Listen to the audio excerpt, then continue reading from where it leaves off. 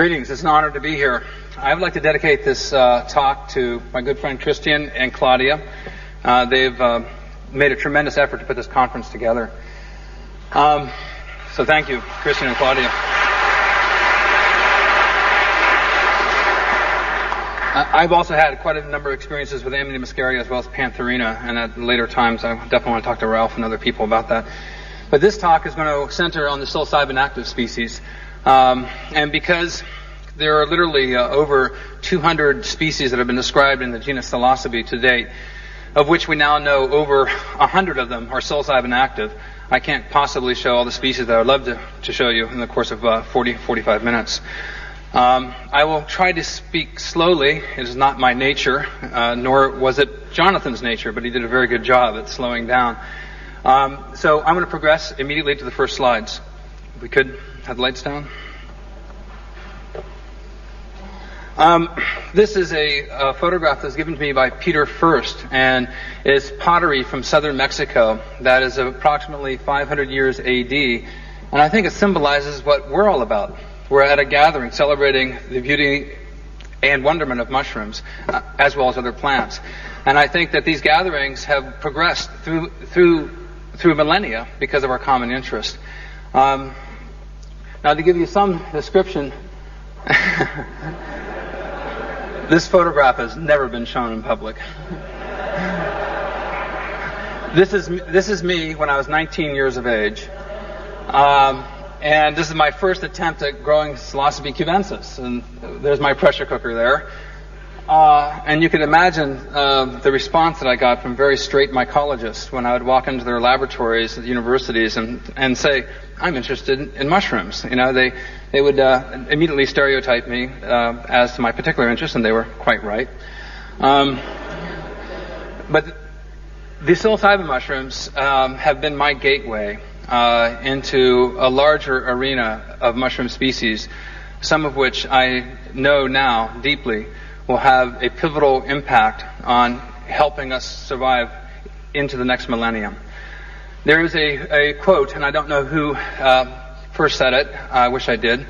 But it says, "The greatest achievement of science this century, the acknowledgement of our ignorance."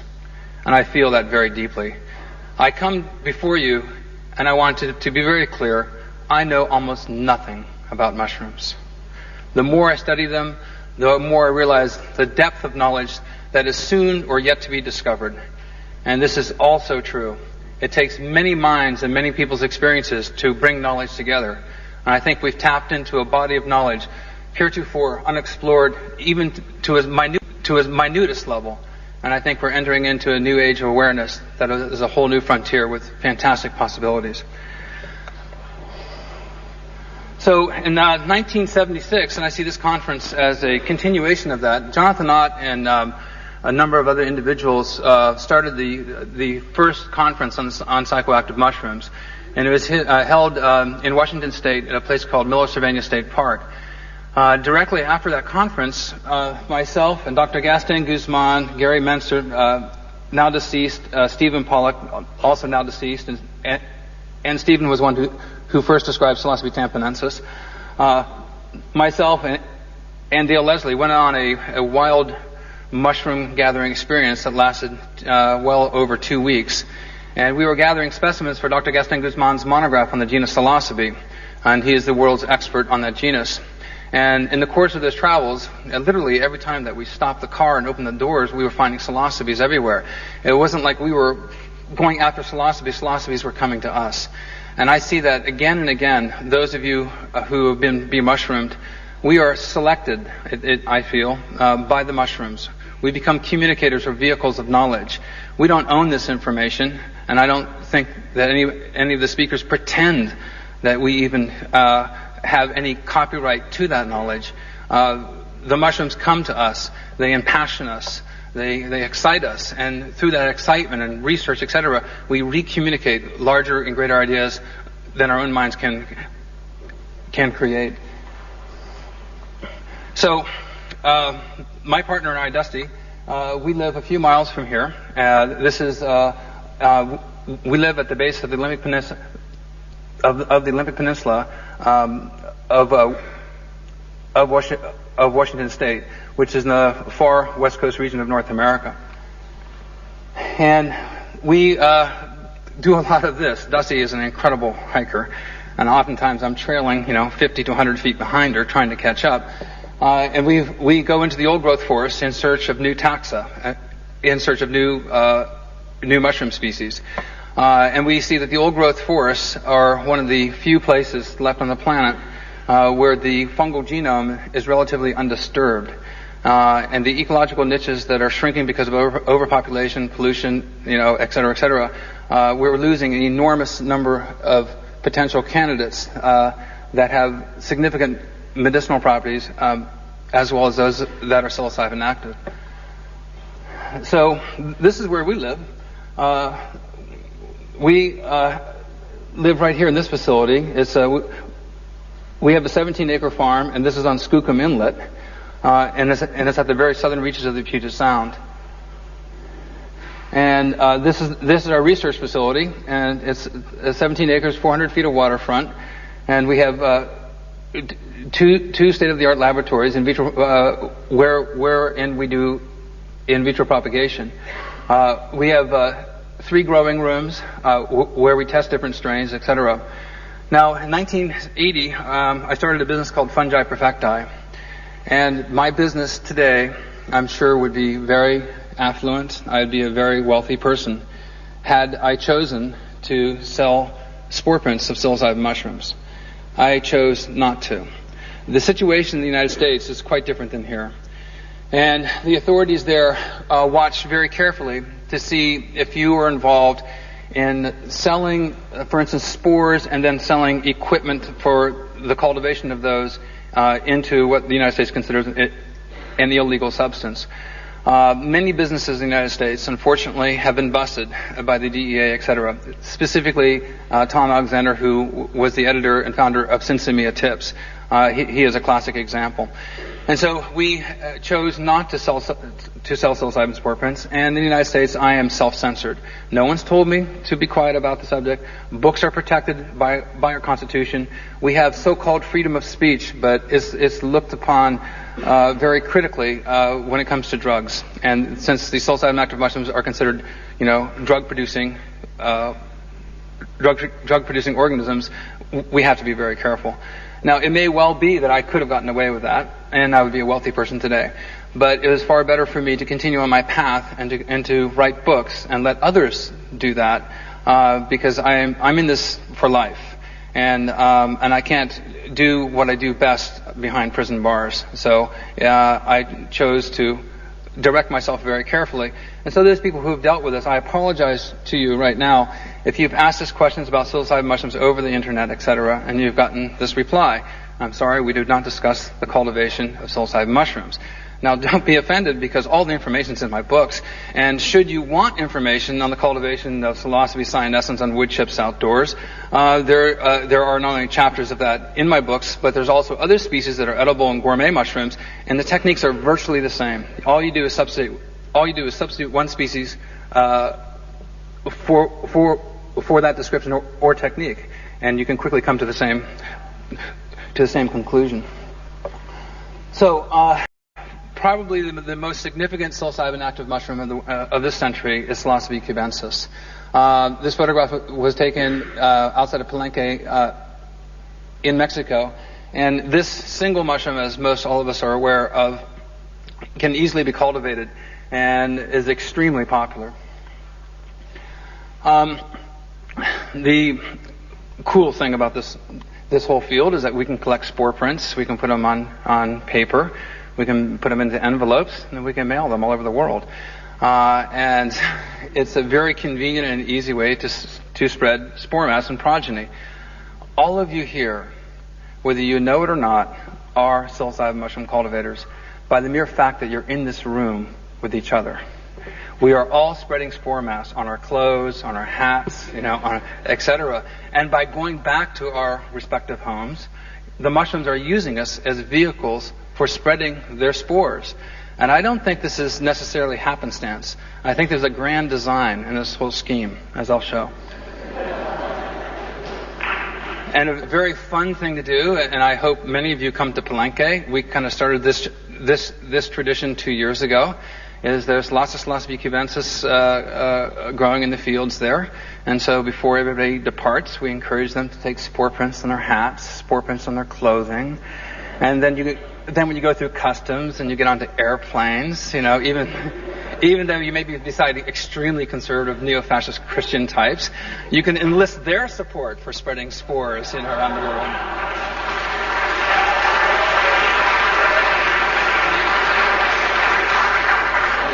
So how I fell into this, now it's a very peculiar coincidence. I met Jonathan Ott just as he was leaving the Evergreen State College. I like to call the Evergreen State College the Psilocybin State College.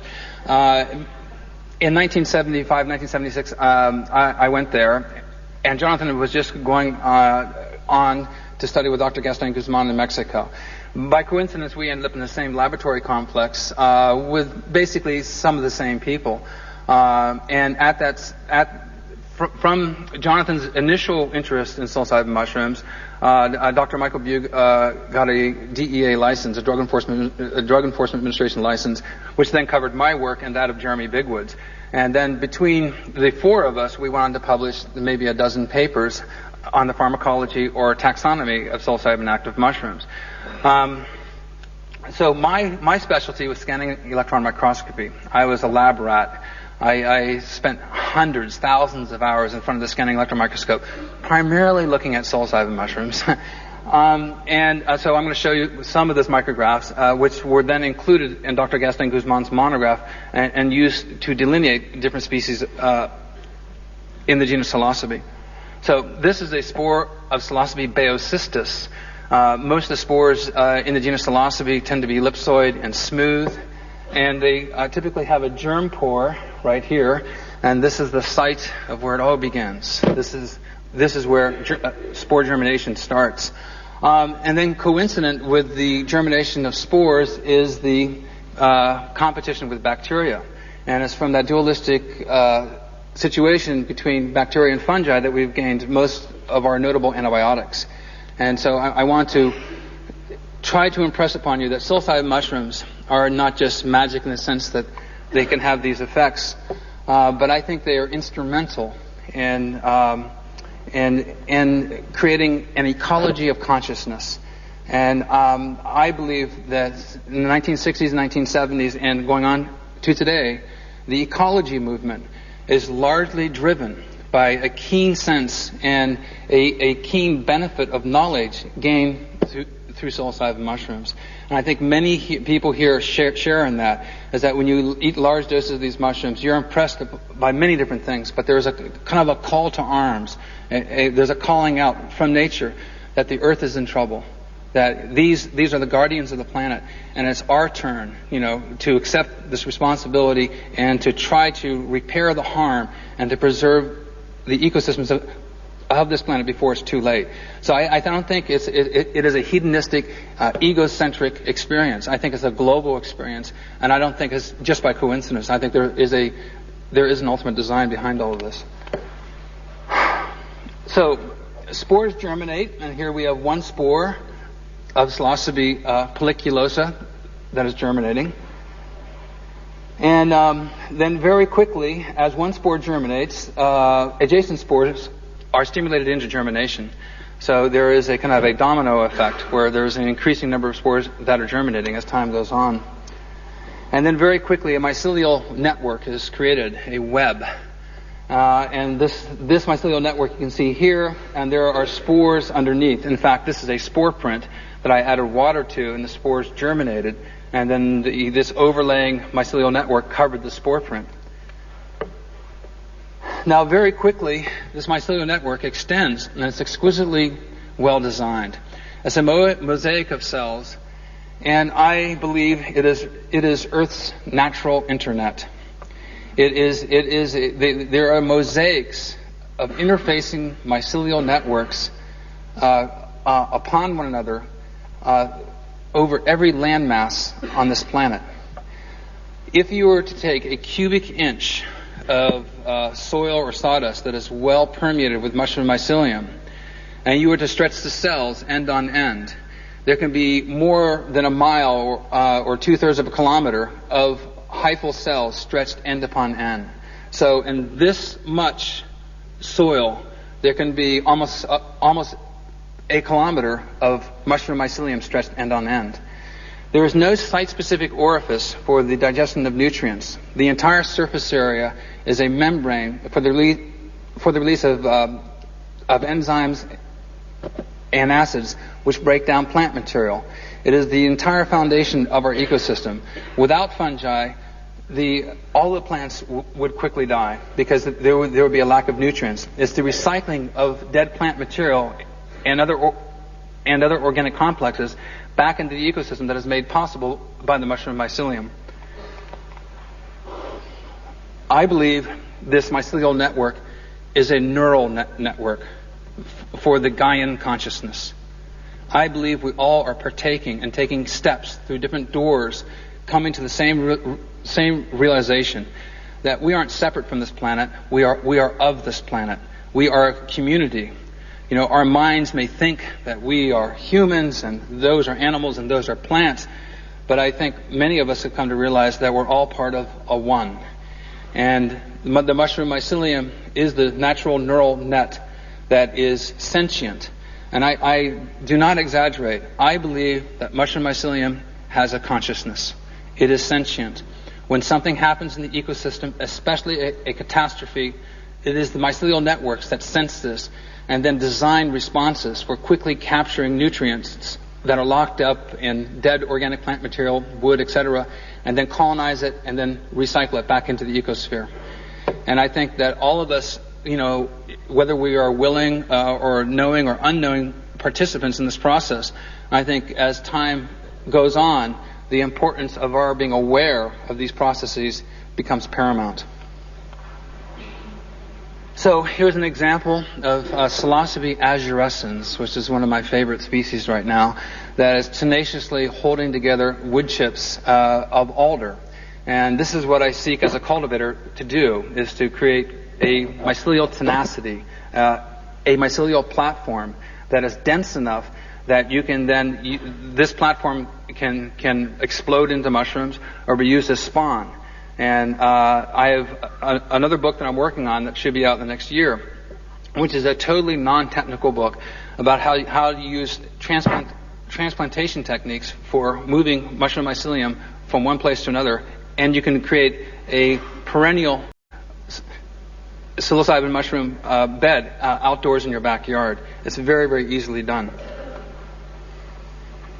So when we take things into culture, and this is from a spore germination, and this is Gymnopolis luteofolius, a very not well-known psilocybin active species that grows in parts of Europe here as well as northwestern North America. And what I look for as a cultivator is the general efficiency of a relatively thin mycelial mat producing a relatively large three-dimensional fruit body. And biological efficiencies of being able to adapt to substrates and producing mushrooms is one of the key ways of measuring edible mushroom production throughout the world. But we're in Amsterdam, so I can talk about this. So on the gills, there are these cells called basidia, and the basidia quickly enlarge, and then they ultimately give rise to more spores. So these are two young basidia, and they then go from this stage to the stage that you saw earlier to this stage, and these are four sterigmata, and from these four haploid spores will be produced. Now, for those of you who are kind of biologists, and this karyogamy occurs here, then meiosis, and then those four haploid spore packets migrate. And then you get a fully mature basidium. In this case, this is Pinus phonosecii. And these spores, as a beautiful symbolism of life on this planet, come off in pairs, and they are juxtapositioned. There was an article recently published to try to explain how these spores, which are only 9 to 12 microns in length, are thrown anywhere from 8 to 20 inches away from the mushrooms. And they're now called Ballista Spores because it is now known that a little gas bubble forms here, and there's a sugar coating that forms on the outside of the spores. And because of electrostatic field differentials, the spores are thrown out with a force of 25,000 Gs. That's 10,000 more Gs necessary for this. 10,000 more Gs more than that which is necessary for the space shuttle astronauts to escape the gravitational pull of the Earth. So absolutely phenomenal. Okay, so going back now approximately 7,000 years in northern Algeria, at the Tisili Enajar Plateau, which roughly translates as the plateau of running rivers, thousands of cave art drawings were discovered in a labyrinthine complex of caves. And several dozen of these were found in 1947 by a French anthropologist named Leonard and his Japanese photographer partner. And amazingly, if you can believe it, anthropologists for 30 or 40 years could not figure out what the intent of the artist was. This is why, the acknowledgement of the greatest achievement of science of the century, the acknowledgement of our ignorance. I guess so. This is so. This may well be the mushroom that was being enjoyed at the time. Of course, now because of the Sahara Desert, it is a very dry region. But Gary Linkoff went there a few years ago and found pine aster.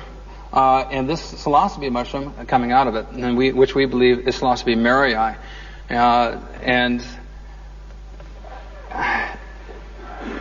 here's another example of it. So what I want to go through is showing you several examples of different psilocybin active species and how to identify them. I'm not going to get heavy into taxonomy because there's not enough time, but I want to kind of survey the psilocybin mushroom map, so to speak, and point out some key species. In this another example from the western slope of Guatemala, where mushroom stones have been collected and unearthed over the past 100, 200 years. And it is thought that the mushroom stones were perhaps property boundaries, perhaps were family heirlooms, which signified family lineage, were passed down from one family to another over generations. But nevertheless, they were spiritually thought to be very, very potent. And these mushroom stones number now about 400 or 500 have been presently discovered. And there's a great iconography of the development of mushroom stones that the Japanese Tobacco Institute published a super book showing the delineation and evolution of different forms of mushroom stones at the encouragement of a woman nun by the name of Yvonne Summercamp, and she is now the head of a nunnery in Guatemala, and is a person that I highly recommend that people network with. So in 1957, May 13th, it really came to the attention of Americans when millions of copies of Life magazine were delivered to their homes. Now this is in the middle of the Cold War, and in this was the first description of the use of mushrooms as visionary medicines, and featured Maria Sabina, and was written by R. Gordon Wasson, who is featured here. And even though that the village was disguised, thousands and tens of thousands of Americans began their trek into Mexico seeking the magic mushrooms. So amazingly, in Life magazine was a botanically very accurate field guide on how to identify Psilocybe cubensis, Psilocybe cerulescens, Psilocybe zapaticorum, on and on. So, I mean, this is just amazing because it's a super conservative time, and this magazine ends up, on the doorsteps of millions of Americans. Now, in the academic circles, this caused an uproar, and the intelligentsia of that time then really picked up the ball, and professors at the University of California at Berkeley, at Harvard, Cornell, Yale, lots of people started going down to Mexico to look for magic mushrooms. And then in the mid-1970s, a number of books came out that reflected the interest in these mushrooms, particularly on the west coast of North America. Jonathan's book was the first book really to come out that had decent descriptions and accurate taxonomic information. Terence McKenna and Dennis McKenna's book, and they wrote under this pseudonym Austin Eric, Psilocybin Magic Mushroom Grower's Guide, was the single most tour de force cultivation manual that caused or helped create this revolution of cultivating Psilocybe cubensis in closets. I call it the Psilocybe cubensis Scholarship Fund. And I know many, many people who finance their tuitions through colleges by growing Psilocybe cubensis in their closets. They owe a debt to Psilocybe cubensis for their education. And then there's a number of other books, Growing Wild Mushrooms. This is on the second International Conference on Psychoactive Mushrooms. And then of all books to come out, it was one of the strangest books is The Golden Guide to Hallucinogenic Plants. Go figure. I mean, I don't know how the Golden Guide series is marketed to children, if you don't know this. And so how this book ever got past the editors and got published is still a mystery to me. Then Stephen Pollack produced this book, and this is my first book that was published in 1976. And then this led to a lot of people going to Mexico to look for the magic mushrooms. And this is Manuel Torres. And these are relatively small specimens, but perfectly adequate for spore prints of Psilocybe cubensis. And then the revolution in growing magic mushrooms at home began. And Psilocybe cubensis cultivation in the United States primarily started as in jars. The huge amounts of Mason and Kerr canning jars were being ordered, by the 100 case load directly from the factories. I'm sure that these two companies did not mind. And Psilocybe cubensis could be grown in a variety of ways. One of the more popular ways now in North America is in the months of July, August, and September, what we call leached cow manure, which is when they use separators to separate the roughage from the urea, and they spray back the urea slurry back onto the fields. They create these huge piles of roughage material. And many keen cultivators have discovered that these piles heat up naturally by themselves. They self-pasteurize. You can dig into these piles and bring them out. It's already ready-made compost. You add spawn to it, and then people go. This is outdoor cultivation with hoops and black plastic, or what we call remake cloth, which is a kind of a bug-out cloth.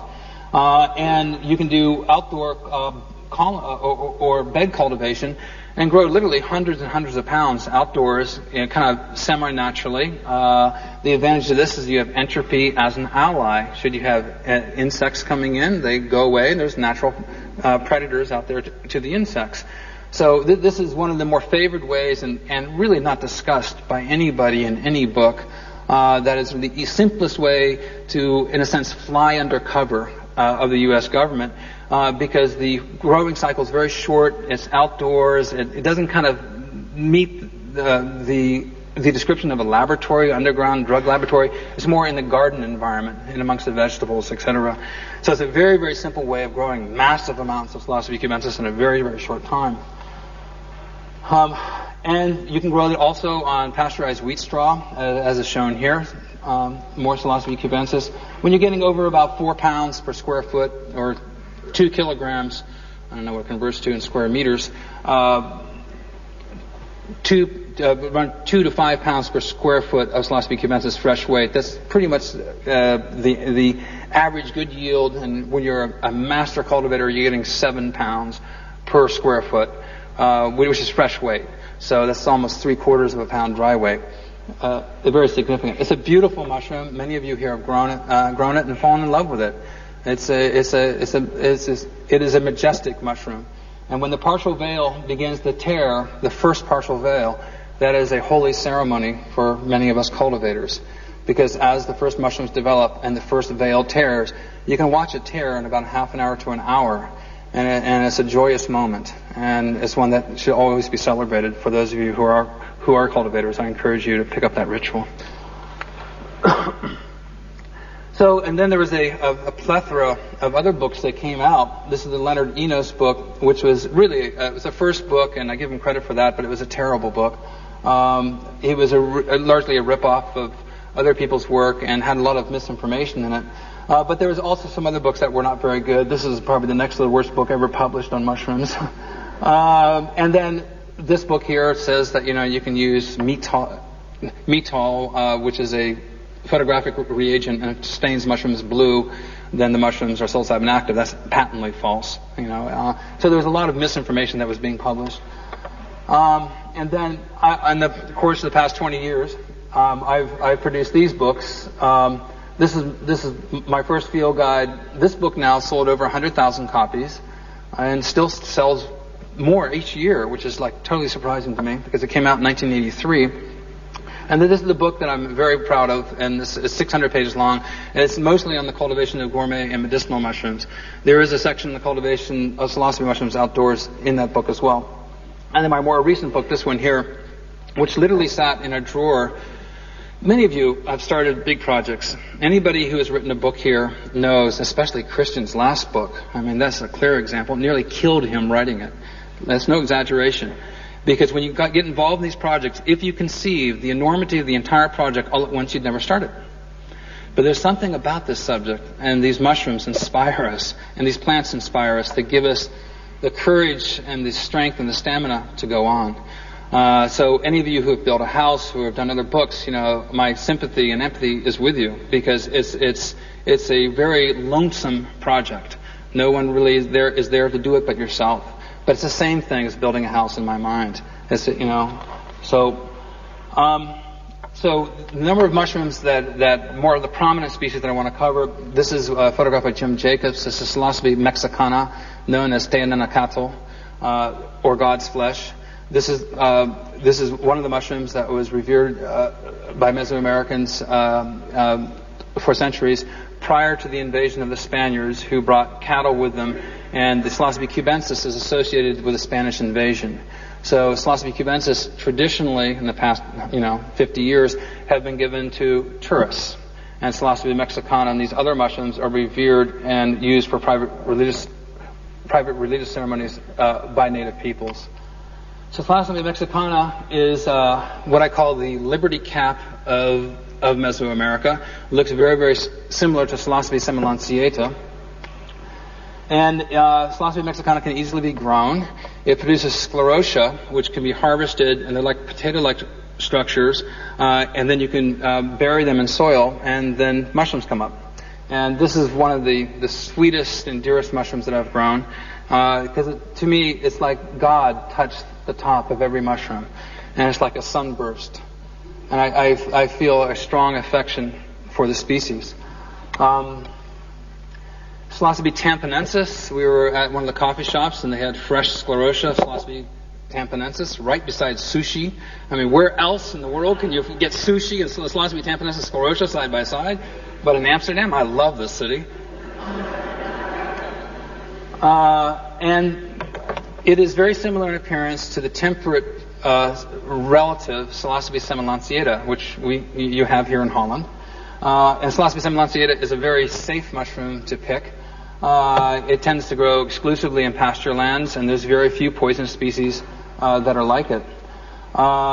It is a mushroom which does not bruise bluish very readily, in fact, quite rarely, but it has some other features that are uniquely specific to it. It has a separable gelatinous pellicle and an acute umbo, and I'll show those in just a second. And species that I have been blessed in that I've published now 4 novel species in the genus Psilocybe in scientific journals in Latin. And this is my answer to Psilocybe leniformis variety leniformis here in Holland. We have a variety called Psilocybe leniformis variety americana, which I published with Dr. Gaston Guzman in 1981. Psilocybe leniformis here in Europe has an edge that you can peel off with a pin. That's why it's called leniformis. It's got a white fringe that you can peel off the gill. And that is specific to that mushroom, and there's no other species that I know of that is similar to it. So this is one of the first species that I published. And then a species that was surrounded by a lot of taxonomic debate is one that was recently clarified, and we know this one as Psilocybe strictipes or strictipes. And this grows particularly in Oregon, where there's an enormous industry in growing grass seed for lawns and golf courses, etc. And there's no manure, and as a result, there's no cows and there's no fences. So it's a great place to go mushroom hunting because you can stop the car, and literally there's about a 20 to 30 mile band of farmland, so to speak, and about 100, 200 miles long where they grow the majority of grass seed for all the users in North America and elsewhere. This is fantastic too because in this photograph here, there's no exaggeration. There's probably several million mushrooms, which means all the spore mass is going into the soil. So as the seeds are being harvested later on, then that spore mass is being spread to golf courses, government buildings, yards. I mean, it truly is an invisible revolution. And Psilocybe strictipes looks very similar to Psilocybe semilancata. I don't have time to get into all the nuances, so I need to jump ahead here. But many of these temperate psilocybin active mushroom species in the genus Psilocybe have a cap, which means that the cap is really, when it's wet, it's real dark, but then as it dries, it fades to yellow. So that is one of the key features in the temperate psilocybin active species. It also has many of them, including linoformans, including semilancata and strictipes, have a separable gelatinous pellicle, which when you break the cap and break it apart, you can see this translucent skin. We have 10 minutes more. Okay, thank you. And this is what it looks like under the microscope. And this gelatinized layer is a predominant taxonomic feature. But these are kind of the minor features, and I'm going to show you some of the more major features here in a second. So at the Psilocybin State College near Olympia, Washington, where Jonathan and I went to school, this person is not looking for a contact lens. This is the Psilocybe mushroom stoop, as we know it. And it's characteristic. When you see a student do this, it's a call, to all other students to come help. The difficulty in the Northwest is because it was recently totally forested. We have wood chips on the ground, and then lawns are laid on top. So those of us who wanted to write habitat-specific field guides, where we'd say in the fields Psilocybe semilancata grows, in wood chips Psilocybe cyanescens grows, it becomes very complicated because you could find wood-decomposing mushrooms like cyanescens, Ambeocystis, etc., growing in areas that have lawns. So it's become very problematic. But these lawns are fantastic because the wood chips underneath and there's sprinkler systems that come on all the time. So it's a beautiful, beautiful environment encouraging psilocybin mushrooms to grow. So at the Evergreen State College, where I was doing my research, I could literally walk out of the laboratory building, and within 20 feet, no exaggeration, I could find 4 different species in the genus Psilocybe. And I know now that from the reports of my professor, who's a very straight individual, he has 5 or 6 species growing in his yard at home. And he asked me, where do they come from, Paul? And I said, geez, Mike, you have all these mushrooms laying around your office all the time. Where do you think they came from? So clearly they impregnated his clothes, and he went home and threw out his garbage or mowed his yard or tended his garden, and he spread his spore mass. So, humans are vehicles for spreading Psilocybe spores. Now, humans have a peculiar and an unfortunate characteristic. There's no other organism on this planet who creates greater debris trails in the environment than humans. We're devastators. We should be Homo sapien devastators or something, as our name, because we go through environments where we wreak havoc. But the psilocybin active mushrooms have developed a very quick and unique response. They hitchhike on the activities of humans.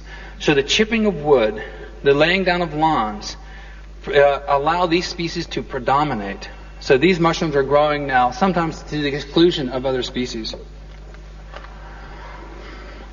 So a species that is unique to Washington and Oregon and British Columbia is Psilocybe stuntzii, named after Daniel Stuntz. And I don't believe there's any reports in Europe. It's very similar in some ways morphologically to cyanescens. I don't think so, but just as a general morphology. And this is my professor's backyard, and it has an annulus, or a ring on the stem here, that turns bluish. A species unfortunately growing in the same habitat is a deadly poison species by the name of Galerana autumnalis. So in the Northwest, there was great concern for accurately showing people how to distinguish between psilocybes and galerinas. Galerinas produce rusty brown spores. Psilocybes produce purple-brown spores. And that is the first and primary significant feature that you need to know in trying to identify psilocybin mushrooms. All mushrooms in the genus Psilocybe produce purple-brown spores, like you saw earlier with the spore prints of Psilocybe cubensis on the hat and on the paper. Galerinas produce rusty brown spores. This is a ring of death, is what I call it. Enough Galerinas to probably kill a dozen people, with the late Stephen Pollock here in front of it. And so there's major concerns because I took this photograph, and here's Psilocybe spuntia growing side by side with Psilocybe with Galerana autumnalis, so close that the mushrooms are touching each other. And we put out the warning in the 1970s, and there was actually physicians discouraging information, and mycologists discouraging the spread of accurate information identifying psilocybin mushrooms because they were prejudiced against the people who were collecting them. And it was a violation, frankly, of their medical code to discourage people with to how to accurately identify these mushrooms. So several books, including my own, warn people about that, but unfortunately several people have died in North America from mistakenly eating the galerinas. Okay, so I'm going to finish up here in about 5 minutes, if I can. This is one of the species that I published with Dr. Gaston Guzman, and it's called Psilocybe cyanofibulosa. And it grows site-specifically underneath rhododendrons. So if you come to Washington or Oregon or British Columbia and you want to find psilocybe mushrooms, go to a rhododendron garden. It's the easiest place to find them. Rhododendron gardens use lots of wood chips. They use cardboard to suppress weeds. They tend to have lots of shade, multiple canopies, perfect environments for encouraging psilocybe mushrooms to grow. And Psilocybe cyanofibulosa is named because blue hairs on the stem, and the blue hairs turn slightly blue. They're bruised bluish. And the cap can expand to fully plane, and it's non-undulate, very different than cyanescens. And the bruising here. And it has bifurcate, or a splitting chylocystidia, which is a microscopic feature on the gills, which distinguishes this species from a whole group of other psilocybe species that look generally similar. And then this is the second and most significant feature, and most all of you are aware of this, is that mushrooms which contain high amounts of psilocin, or psilocin, however you want to pronounce it, bruise bluish.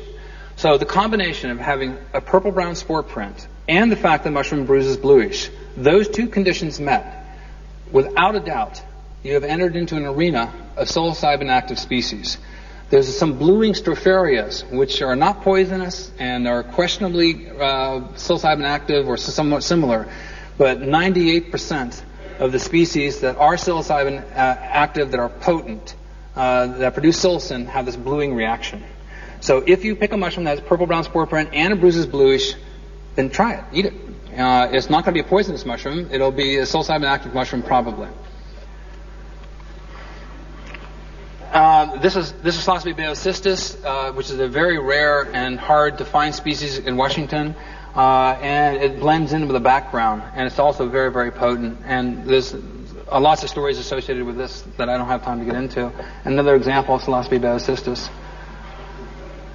And one of the more exciting mushrooms, which we have here in Europe, is Psilocybe cyanescens, and this is one of my favorite mushrooms to eat. And it has an undulating margin that's like a sine wave for you mathematicians out there. And it's something that is very, very easy to identify. And for my own sacred mushroom patches, I like to build shrines. Many of us do. And this is my mushroom shrine. And this Psilocybe cyanescens growing at the base of it. And I don't, grow many psilocybes. I don't need to. I mean, I don't even need to possess them. I can go out into the wilderness or into the cities and find them. So, I mean, there's like no reason for me to even grow them anymore because they're so easy for me to find. Now, there's a peculiar circumstance that if you're in the city and you can't find a rhododendron garden, where do you go in September and October and November in the state of Washington, Oregon, and British Columbia? You go to police stations, government office buildings, hospitals. John Allen is here in the audience, and he probably has accumulated more hours of collecting psilocybe mushrooms in urban environments than anybody in this planet. And it's amazing. When you don't trek out into the wilderness to find psilocybes. If you're in Washington and Oregon, you look for mountains of wood chips being used for landscaping, which typically is funded by the U.S. government. So the U.S. government is actively involved in promoting habitats growing psilocybin mushrooms all the time. And this also is a problem because in the state of Washington, where I live, near Olympia, the biggest psilocybe cyanescens patch I've ever seen is around the Thurston County Courthouse and jail. And I think it's there by no mistake, because they prosecuted people for collecting these mushrooms, and they bring them into the courthouse system. They will concentrate all these individuals carrying spore mass into the courthouse, and as a result spread spores all around that environment. So I think that prosecuting people for psilocybin mushrooms is antithetical to the very biology and the way that these mushrooms work. By the mere act of trying to prosecute individuals, you cultivate them. And I think...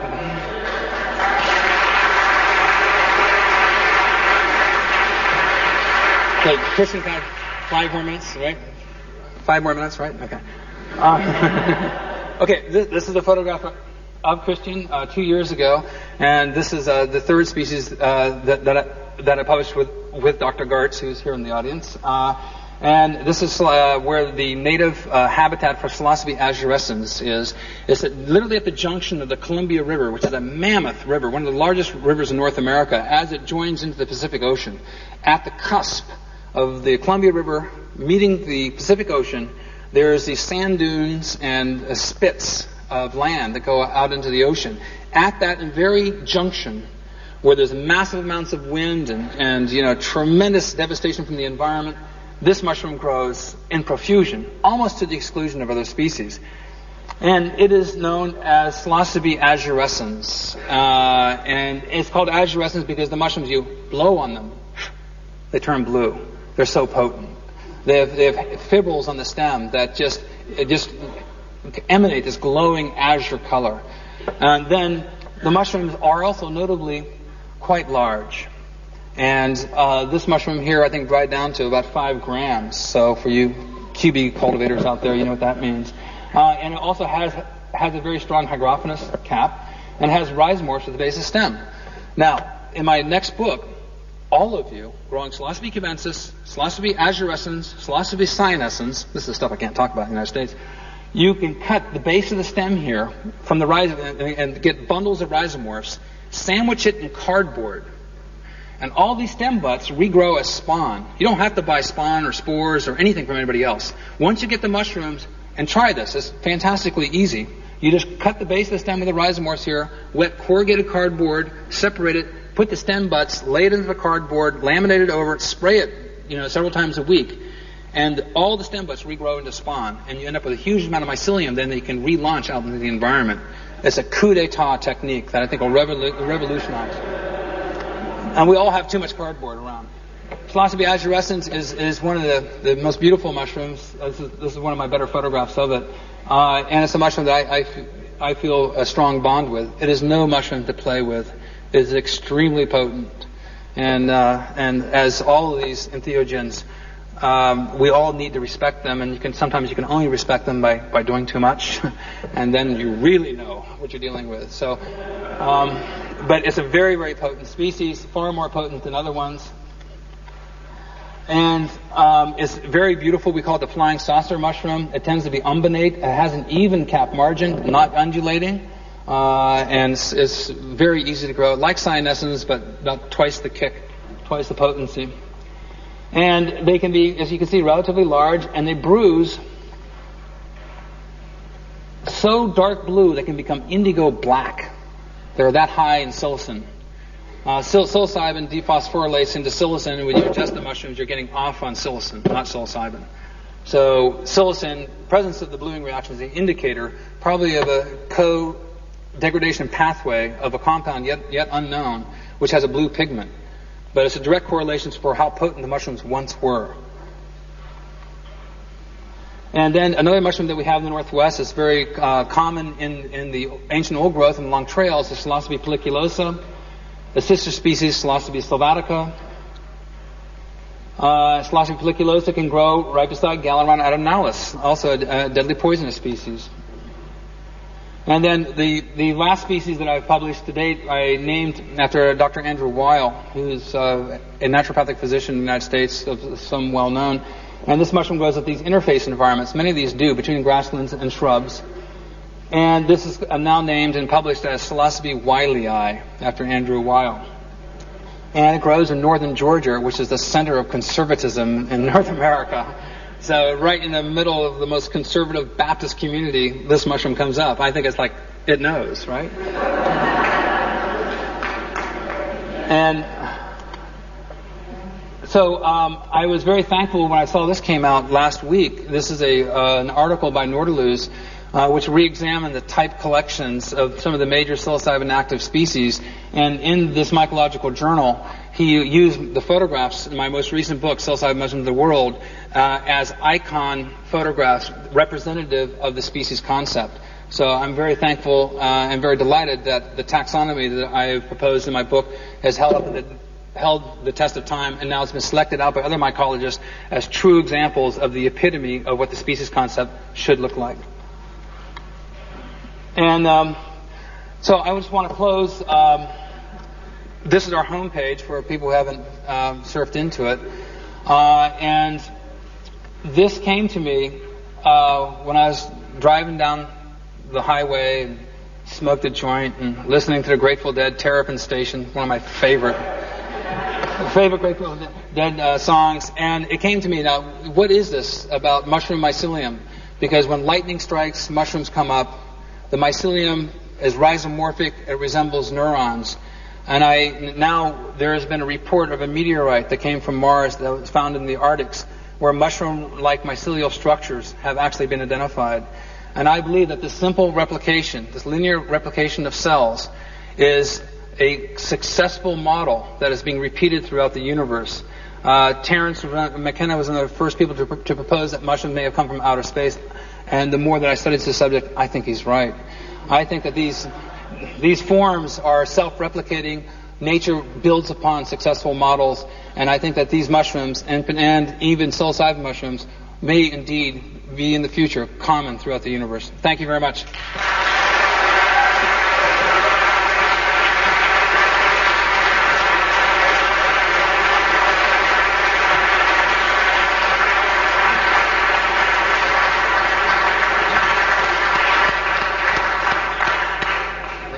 Hello? We have no more. Oh, yeah. Thank you very much, Paul. This was a very nice journey into the neural system of Gaia. And hopefully it will fructify in your brains somewhere. Before we have a few minutes for questions, I have to make a little correction. You miscredited me for organizing this conference with Claudia. I have nothing to do with it. I'm just a guest. And this was totally done by Claudia, Hans, and Arno. So I just wanted you to know that. And then I gave you wrong information about tonight because we have not the room. So this artistic slideshow will be on Sunday. And then I have a very important announcement.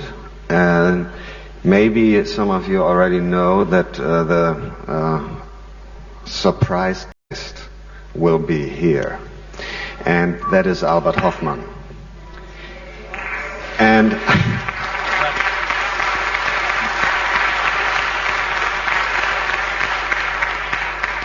he will even talk to you, but only if you don't party too hard this night. He will be on sharp 9:30 tomorrow morning. No other chance to see him. And now we have already a line of people for questions. We pretty late. There's 3 people in line on the microphone, and I'd like to give you the opportunity to ask 3 questions in total. Thank you, Paul, for that talk. That was fascinating. My question is, regarding the Liberty capsized mushrooms, can they be confused with anything that is deadly poisonous? I can only speak from my experiences in Washington State and Oregon, but there is a species of Galerina in the Galerina venenata complex, which is deadly poisonous. And unfortunately, a 16-year-old girl died about 10 years ago. She was out picking Liberty caps and ingested some of these Galerinas as well. And because of the fear of going to the hospital, and the physicians, it was well known at some hospitals, were hand in hand with law enforcement, as then when these kids would come into the hospitals, they would also have mushrooms and they would bust them. And because it's well known throughout our community that going to the hospital is the worst thing that you can do, she avoided going to the hospital and she ended up dying. And she's one of the, there's only been 2 or 3 cases that I know of where that has occurred. So here in Europe, I know you have Galerina species in the genus Galerina, but I'm not familiar with the taxa of Europe well enough in the genus Galerina. But you should always be careful. You should know what you're taking. If you take a spore print, it's purple-brown in the genus Psilocybe, it's rusty-brown in the genus Galerina, and there are no poisonous mushrooms that are purple-brown that bruise bluish. There are some mushrooms that are maybe not active, not toxic. My name is Nate, and I'm from Seattle, Washington State. And first off, I would just like to briefly thank you for spreading this good information, Paul. Thank you very much. And also, my question is in regards to gathering mushrooms outdoors in the springtime, and when the best time for that is, whether it's one day after a rainstorm, and whether or not it's affected by frost in Washington State. In the fall time, frost actually stimulates Psilocybe azurescens to grow, and that is one of the things that we look forward to since it fruits late in the year. In the springtime, typically it's not after it's well after the first frost, but the springtime, the easiest mushroom to find is Pinilla subalteatus, and that is one of the best species to find in horse paddocks. And that mushroom, no matter where you are in the world, you go into horse paddocks, you're going to find species in the genus Pinillus which will be active. So Pinilla subalteatus is the easiest mushroom to find in the springtime. And which months would those be? May through July. You know, it depends on it. Because the compost heats up, it's hard to say. But anybody who makes compost piles, you know, you're driving by, you see compost piles of manure, wood chips, stop. You know, it's a good look at time. Yes, John. Yeah, hey, Paul. I enjoyed your talk there. I just wanted to mention that worldwide there's 214 neurotropic species of fungi, of which now 170 have been identified as psilocybin. It'll be in a forthcoming paper by Guzman, me, and Johan Gartz. 170? Yeah, 170. Great. Hey, the more the better. And I just want to clarify, of course, Arno and Hans, I very much acknowledge and appreciate your help, but I also have a personal mention of gratitude, because we had a flurry of communications via fax and email, which didn't always meet. So, Claudia, thank you for your super effort in getting us here. Okay, thank you. I think we had a very nice day, a lot of new information, and I was very surprised that all of the speakers came up with something new, unpublished. And for your information, next year, the yearbook number 7, the yearbook for ethnomedicine and the study of consciousness, will publish all the papers of this conference. That will be available maybe in spring next year. So I wish you a very pleasant night and have beautiful dreams and curing sleeps. See you tomorrow. Huh? Good evening.